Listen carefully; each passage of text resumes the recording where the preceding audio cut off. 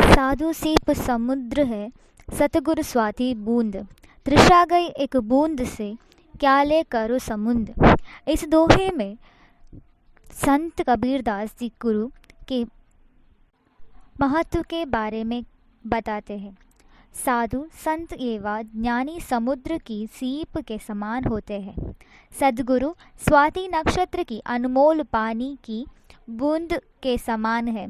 जैसे एक सीप सागर के बीच में रहते हुए भी सिर्फ स्वाति नक्षत्र में गिरी बूंद को ही अपनी अंदर ग्रहण करती है, उसे सागर के पानी से कुछ लेना देना नहीं होता, वैसे से ही साधु चारों तरफ फैली माया से आकर्षित नहीं होते, बल्कि सद्गुरु के ज्ञान उपदेश से मन की सारी प्यास मिट जाती है, वे उन्हीं से संतुष्ट बनते हैं।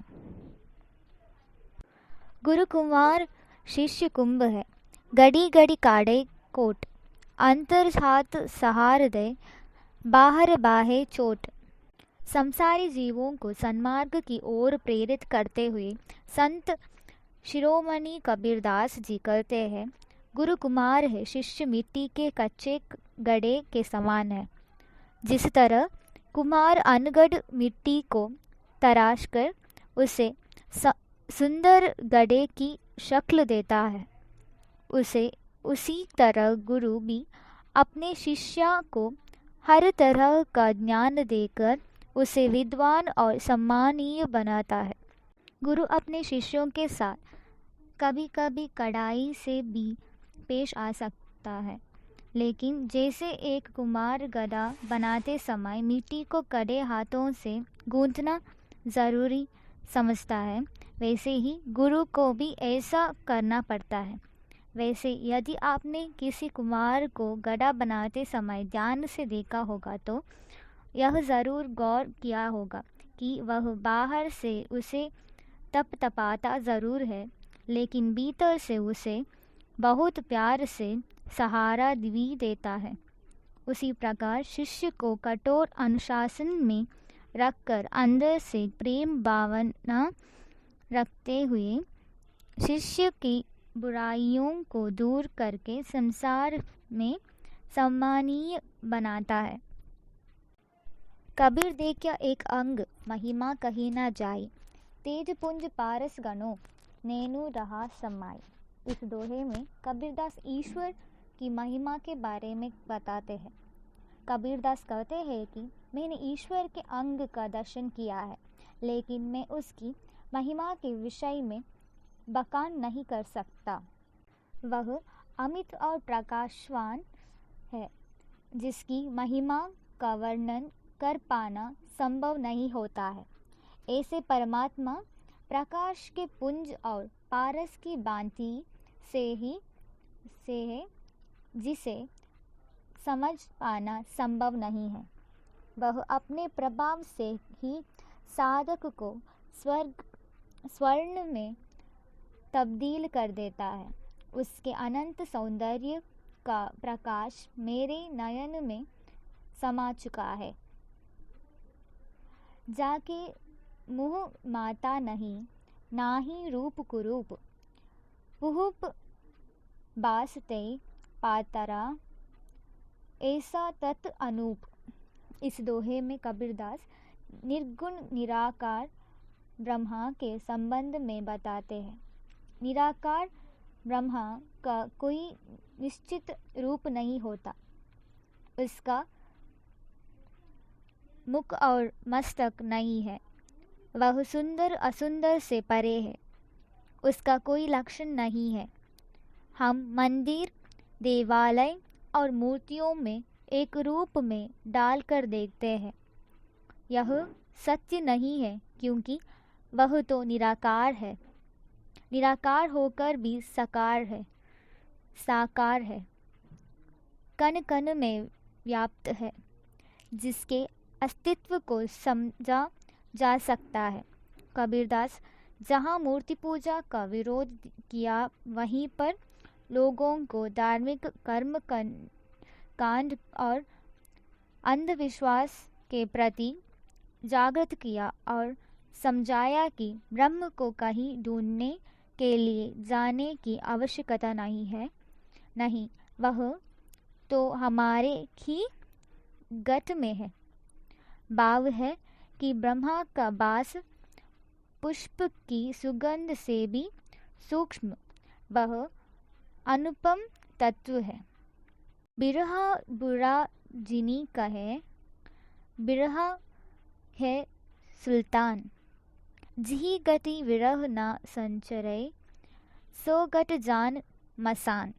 इस दोहे में कबीरदास परमात्मा के दर्शन के लिए ललायित आत्मा की विरह व्यथा का चित्रण प्रस्तुत करते हैं। कबीर का कहना है कि विरह तो बादशाह है, उसको बुरा ना करना। भक्त के हृदय में भगवान है, प्रति विरह की भावना होनी चाहिए। जिस जीव में विरह की भावना नहीं हो, वह जीव शमशान के मसान होता है। विरह से ही जीवन का संसार होता है। विरह के अभाव में शरीर मृत तुल्य हो जाता है।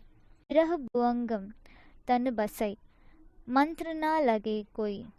राम वियोगी ना जीवे, जीवे तो बौरा होई।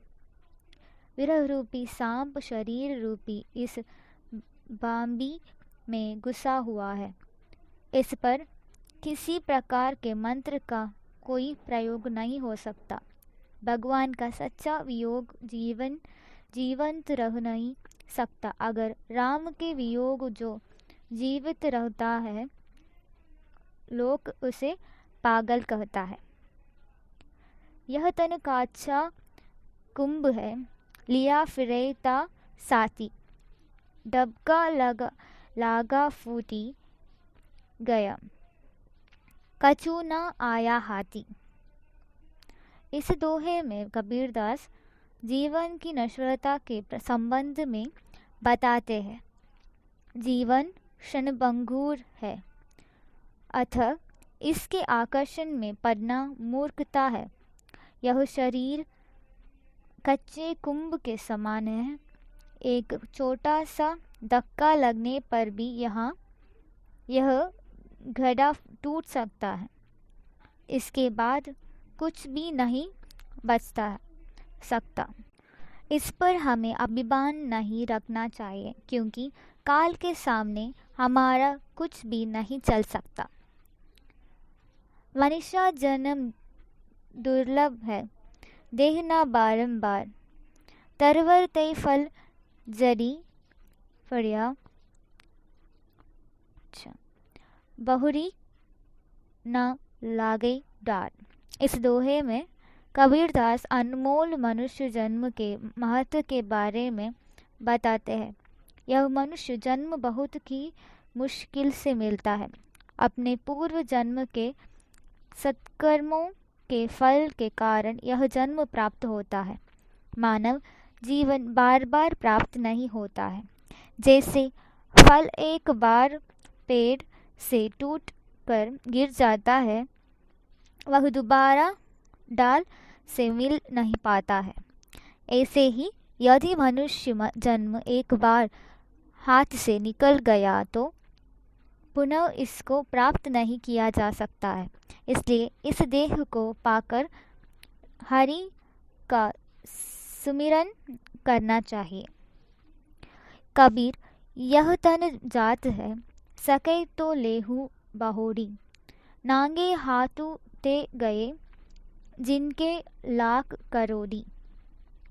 महात्मा कबीरदास इस दोहे में मानव जीवन के नश्वरता का उल्लेख करते हैं। मानव अपने जीवन को बड़े विलासता में व्यर्थ कर रहा है। यह शरीर नष्ट होने वाला है। यदि तुम चाहो तो इसे रोक लो। माया तो किसी के हाथ नहीं जानी है। जिनके पास लाख करोड़ थे, आप पर दंते वे भी काली हाथ ही इस जगत से रुखसत हुए हैं। यही सृष्टि का नियम है। इसलिए जीवन को मोड़ने का एकमात्र तरीका है कि हरि के नाम का सुमिरन करना और सद्कार्य में अपना जीवन लगाना, जिससे जन्म मरण की चक्र से मुक्ति मिलेगी। कबीर सो धन संचिए जो आगे को होए, शीस चढ़ाए पोटली ले जात न देख कोई। इस दोहे में कबीरदास मनुष्य को भक्ति साधना रूपी संपत्ति का चयन करने के लिए कहते हैं। कवि कहते हैं, हमारे आगे के जीवन में काम आने वाली संपत्ति का अर्जन करना चाहिए। हमारे यह लौकिक संपत्ति का कोई फायदा नहीं है। अपने साथ कुछ भी नहीं ले जा सकते।